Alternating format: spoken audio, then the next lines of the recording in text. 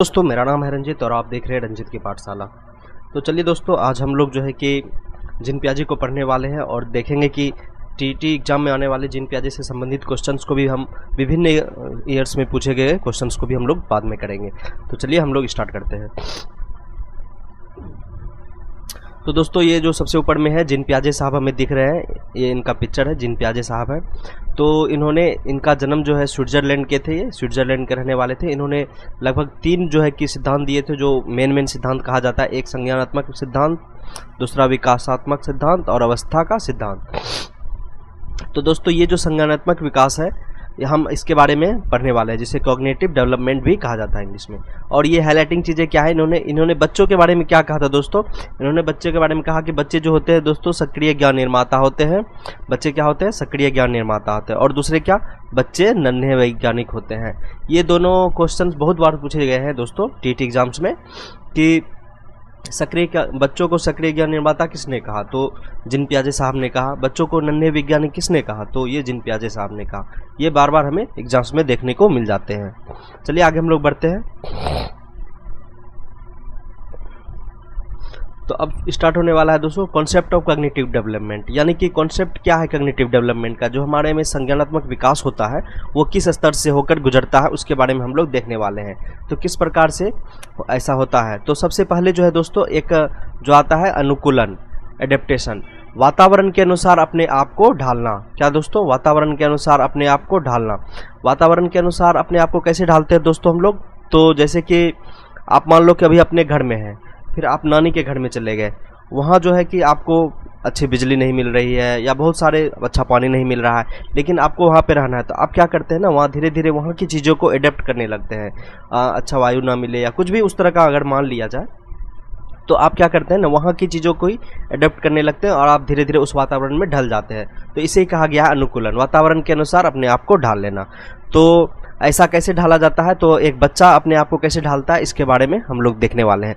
जैसे कि फर्स्ट में है आत्मसात्करण और दूसरे में है समायोजन। 2 स्टेज है इसका, फर्स्ट वाले का।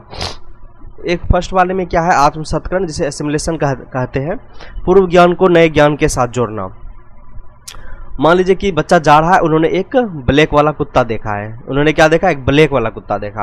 उन्होंने देखा कि इसके 4 टांगे हैं, 2 कान है, इस तरह से इसका मुंह है, पूंछ है, ये सब चीज़ें इसको देखा और उन्होंने अपने दिमाग में लाया कि ये क्या है ना, कि ये कुत्ता है। फिर आगे जब गया छोटा सा बच्चा, तो फिर उन्होंने उजला कुत्ता को देख लिया। फिर उन्होंने क्या किया, उजला कुत्ता को देखा। उन्होंने देखा कि उजला कुत्ता है, इसको भी 4 टांग है, 2 अथी है, 1 पूंछ है, लेकिन ये उजला है, ये काला नहीं है। तो इन्होंने क्या समझा ना कि कुत्ता जो होता है वो काला होता है, पहले यही सोचा था। फिर बाद में जब क्या देखा कि उजला वाला भी होता है, तो इन्होंने क्या किया ना, पूर्व को नए ज्ञान के साथ जोड़ लिया। ऐसा इन्होंने बच्चा ने किया और अपने आप को समावेशन कर लिया। और फिर आगे जब चलता है, फिर दूसरे दिन क्या देखता है ना, बिल्ली एक देख लिया उसने बिल्ली में भी देखा 4 टांग है, 2 कान है, 1 पूंछ है, लेकिन वो कुत्ता की तरह भौं भौं नहीं करता है। अब इसके बाद समस्या हो गया।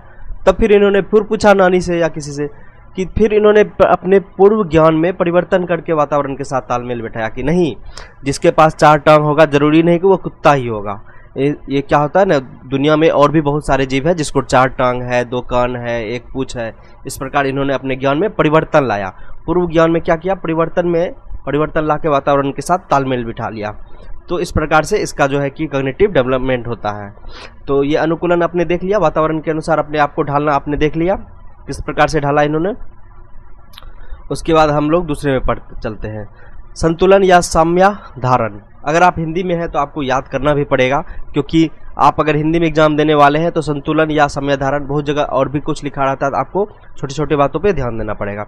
आत्मसात्करण और समायोजन की प्रक्रिया के बीच संतुलन बैठाना, यानी कि इसमें और इसमें, इन दोनों के बीच में क्या करना है, संतुलन बैठाना है। और ये क्या कहलाएगा, आत्मसात्करण या संतुलन। संतुलन का समझ ही रहे ना, वो संतुलन बैठाता है इसमें और इसमें।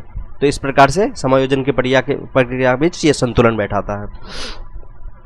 आगे बढ़ते हम लोग, स्कीमा, अनुभव या व्यवहार को संगठित करने की संज्ञानात्मक विकास, संज्ञानात्मक संरचना।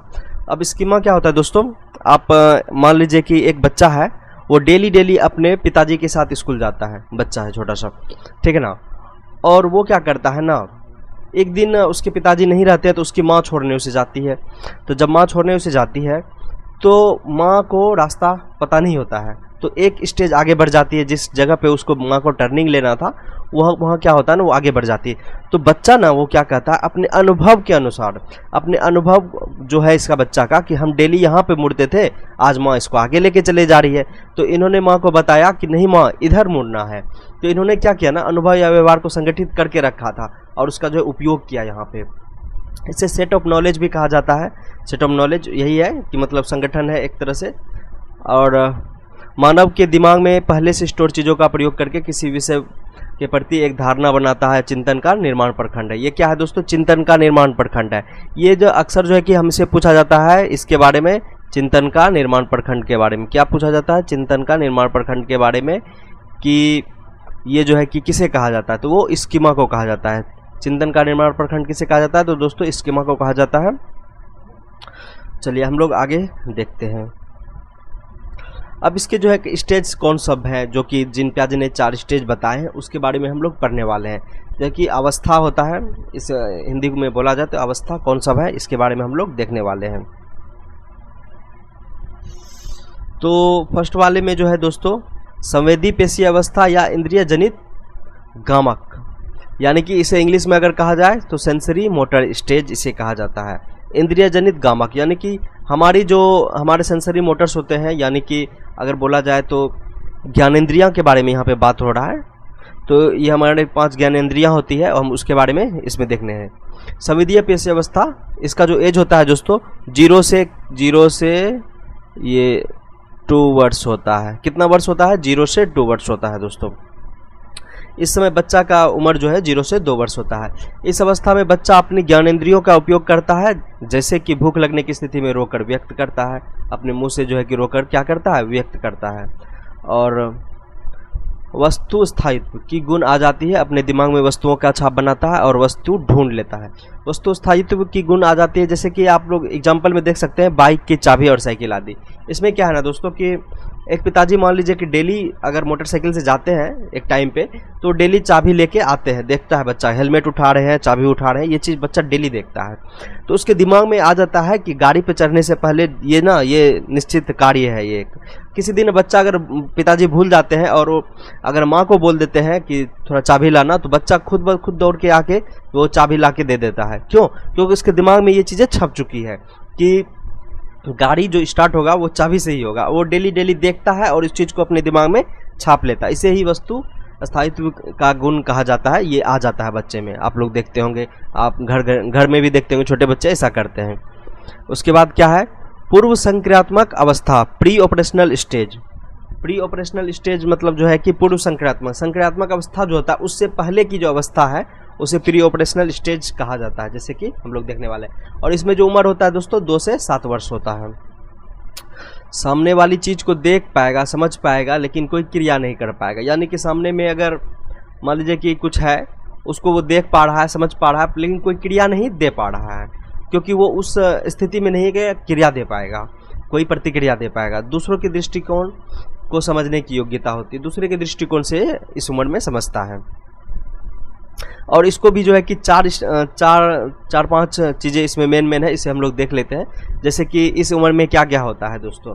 इस उम्र में जो है कि दोस्तों जीववाद होता है, एनिमिज्म, यानी कि सजीव निर्जीव का ज्ञान नहीं होता है।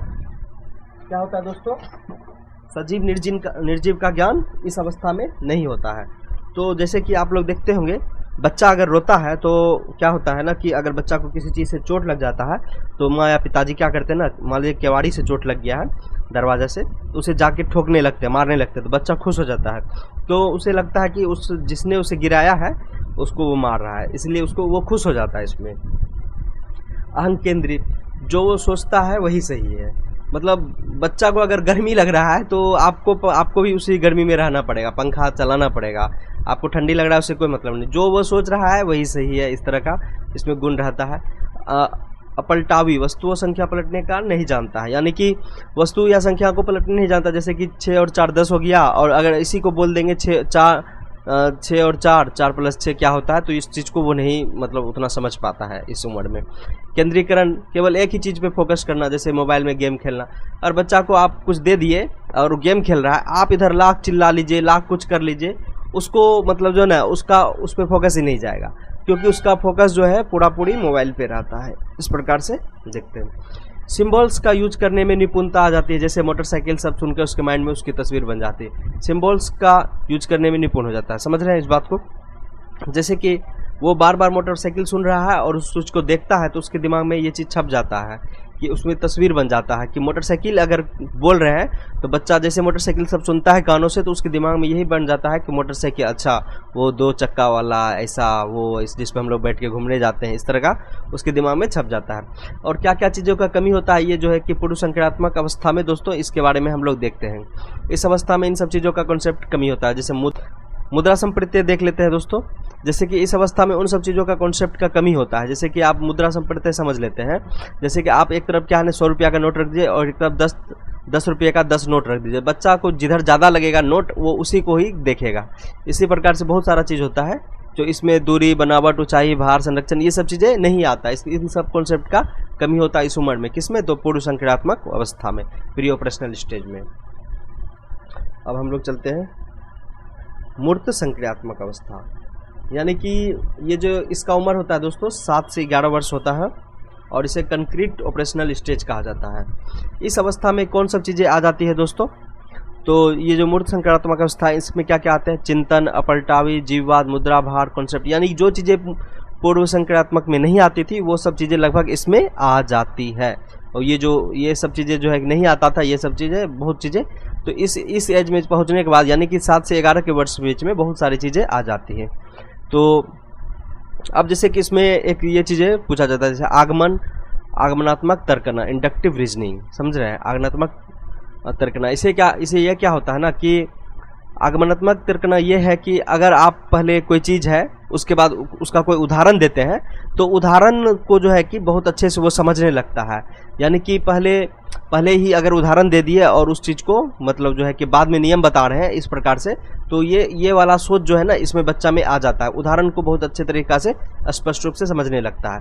और ये मूर्त संक्रियात्मक में ये मूर्त क्या होता है दोस्तों कि देख सकना, पकड़ सकना, ये सब चीज़ें जो है कि इसे मूर्त कहा जाता है। ये हमारे सामने में जो चीज़ें होता है वो मूर्त होता है। मूर्त चीज़ों पर जो है प्रक्रिया जल्दी करता है बच्चा इस अवस्था में 7 से 11 के वर्ष में, ठीक है। इसके बारे में हम देखते हैं। और औपचारिक संक्रियात्मक अवस्था, ये सबसे लास्ट अवस्था है इसका, जो है कि जीन पियाजे का जो है कि चौथी अवस्था है औपचारिक संक्रियात्मक अवस्था, यानी कि अमूर्त अवस्था भी इसे कहा जाता है, फॉर्मल ऑपरेशनल स्टेज इसे कहा जाता है। और इस एज में जो उम्र होता है दोस्तों वो क्या होता है? 11 से 15 वर्ष होता है इस एज में। यह ज्ञान की सर्वोच्च अवस्था है, ऐसे क्वेश्चन पूछा जाता है। ज्ञान की सर्वोच्च अवस्था जीन पियाजे के अनुसार कौन सा है? तो आपको 4 ऑप्शन दे दिया जाएगा, इसी चारों में संवेदीय, मूर्त, औपचारिक, ये सब दिया जाएगा। तो आप इसमें ये क्या मारेंगे? औपचारिक मारेंगे।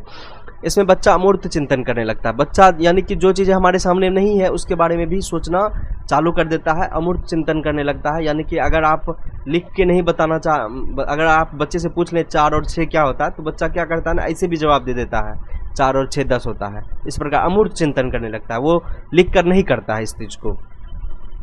निगमनात्मक तर्क करना, नियमों के ऊपर तर्क करने लगना, यानी कि नियमों के ऊपर तर्क कर लेना। उसमें क्या था? आगमनात्मक तर्क करना, यानी कि ये उदाहरणों के ऊपर तर्क करता है इसमें। और इसमें क्या है? निगमनात्मक तर्क करना, यानी कि नियमों के ऊपर तर्क करने लगता है। क्योंकि बच्चा क्या हो ना, थोड़ा फॉरवर्ड हो गया है, बड़ा हो गया, इसलिए नियमों के ऊपर तर्क करने लगता है। मैथ इजली बना लेता है, बहुत चीज़ें बता है, इजली बना लेता है। इस प्रकार ये था हमारा दोस्तों 4 स्टेज था हमारा दोस्तों। फिर से हम लोग इसे देख लेते हैं। एक था दोस्तों संवेदीय, दूसरा था पूर्व संक्रियात्मक, तीसरा था दोस्तों मूर्त संक्रियात्मक, चौथा था दोस्तों फॉर्मल अमूर्त।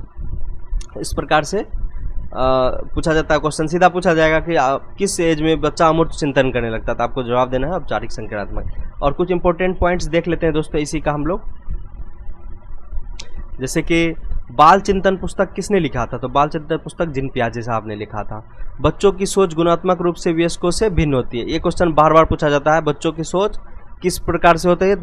गुणात्मक रूप से वयस्कों से भिन्न होती है। ये बार बार क्वेश्चन पूछा जाता है। ज्ञान को सक्रिय रूप में संचारित करते हैं। ज्ञान को किस प्रकार करते हैं? सक्रिय रूप में संचारित करते हैं। संज्ञानात्मक संरचना में संशोधन समावेशन कहलाता है। ये भी क्वेश्चन कुछ बार पूछे गए हैं। संज्ञानात्मक संरचना में संशोधन क्या कहलाता है? समावेशन कहलाता है। जिन पियाजे के अनुसार संरक्षण का तात्पर्य केवल बदलाव से है, जबकि भौतिक गुणधर्म पहले की तरह बने होते हैं।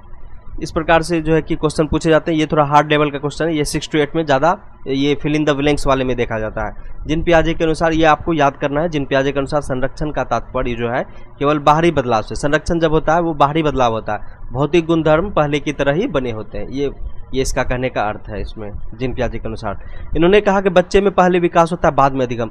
ये जो है ना दोस्तों, मोस्ट VVI है। इसके आगे हम लोग जब लेब वाइगोत्स्की पढ़ेंगे उसमें इसका हम डिस्कस करने वाले हैं। तो अभी फिलहाल ये जान लीजिए, जिन पियाजे साहब ने क्या कहा, बच्चा जो होता है ना उसमें पहले विकास होता है। अभी जो विकास का ही अवस्था हम लोगों ने पढ़ा ना, कॉग्निटिव डेवलपमेंट का। अब बाद में अधिगम। बाद में अधिगम मतलब बाद में सीखता है। पहले क्या होता है, बच्चा में विकास हो जाता है और बाद में सीखता है। इस प्रकार ये कहने का अर्थ था जिन पियाजे साहब का।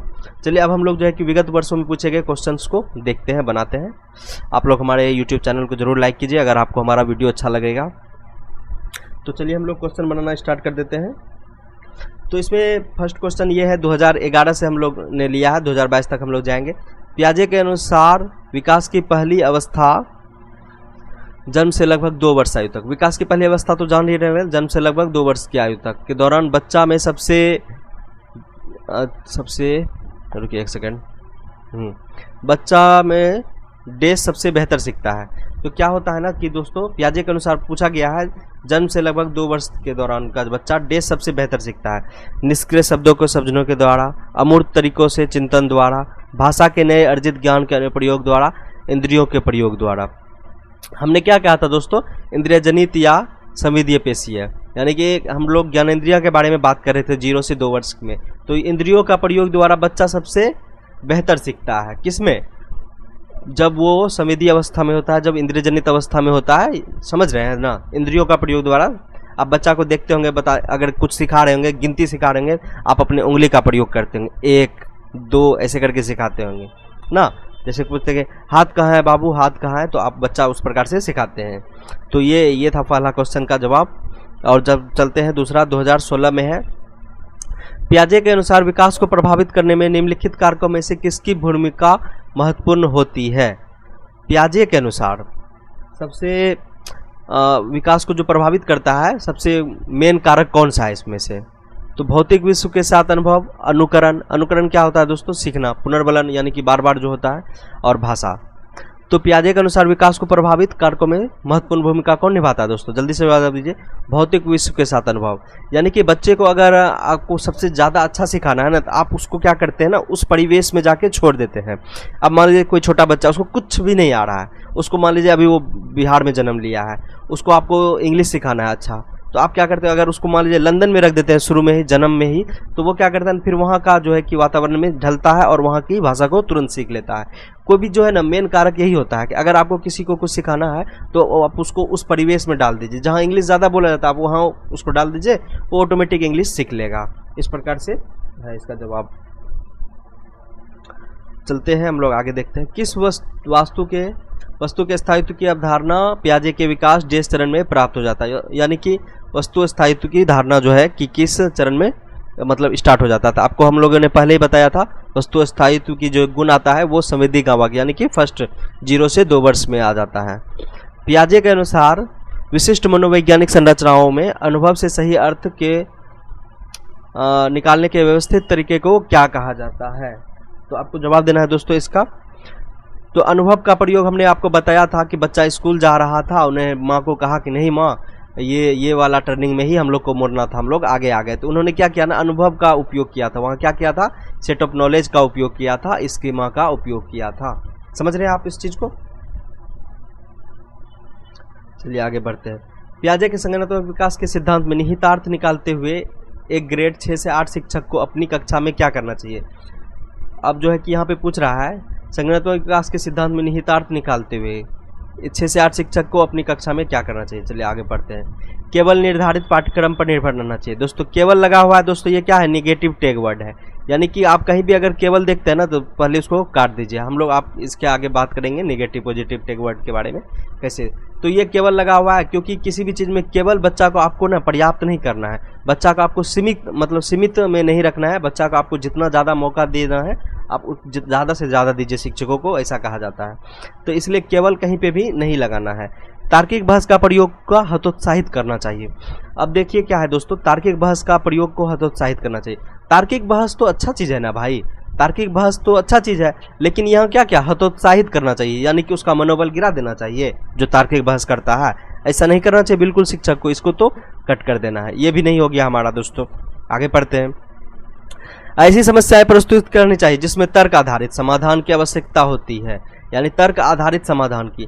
उसको ना टीचर को ऐसा क्वेश्चन देना चाहिए बच्चा को जिसमें तर्क के साथ वो क्या करे, समाधान उसको खोजने का कोशिश करे।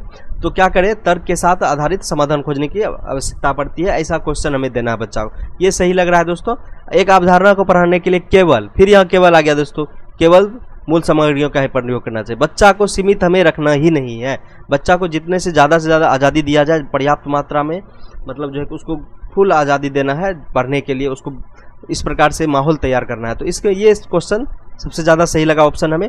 ऐसे ही समस्याएं प्रस्तुत करनी चाहिए जिसमें तर्क आधारित हो। तो समझ रहे हैं आप लोग। आगे बढ़ते हैं हम लोग। जिन पियाजे के अनुसार बच्चे अमूर्त संक्रियात्मक अवस्था में 2021 में पूछा गया क्वेश्चन दोस्तों। तो अमूर्त संक्रियात्मक अवस्था में क्या करने लगता है, तो चलिए देखते हैं। संरक्षण, वर्गीकरण, श्रेणीबद्धकरण सक्षम नहीं है, ये सब चीज़ तो गलत है, क्योंकि ये सब चीज़ तो आ जाता है जब अमूर्त करने लगता है। प्रतीकात्मक और सांकेतिक खेलों में भाग लेना प्रारंभ करते हैं, ये थोड़ा सही लग रहा है, इसे हम लोग देखते हैं।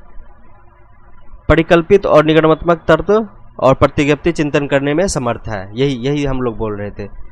निगमनात्मक, नियमों पे चिंतन करने में समर्थ हो जाता है। क्या, जब अमूर्त चिंतन करने लगता है तो वो क्या करता है, नियमों पे चिंतन करने लगता है।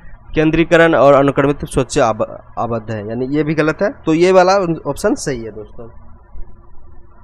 हम लोग आगे बढ़ते हैं। बच्चे दुनिया को लेकर अपनी समझ सक्रिय रूप में निर्मित करते हैं, कथन किसका है, तो ये बच्चे, आप लोगों ने कहा सक्रिय ज्ञान निर्माता होते हैं बच्चे, तो ये जिन पियाजे साहब ने कहा था। पियाजे के सिद्धांत में संज्ञानात्मक प्रणाली के लिए स्कीमाओं को पुनर्व्यवस्थित करना, उन्हें स्कीमाओं से जोड़ने को क्या कहा जाता है, तो इसका जवाब जो होगा दोस्तों आपको देना है समायोजन। इसको क्या कहा जाता है दोस्तों, समायोजन। हमने आपको पहले ही बताया समायोजन क्या है।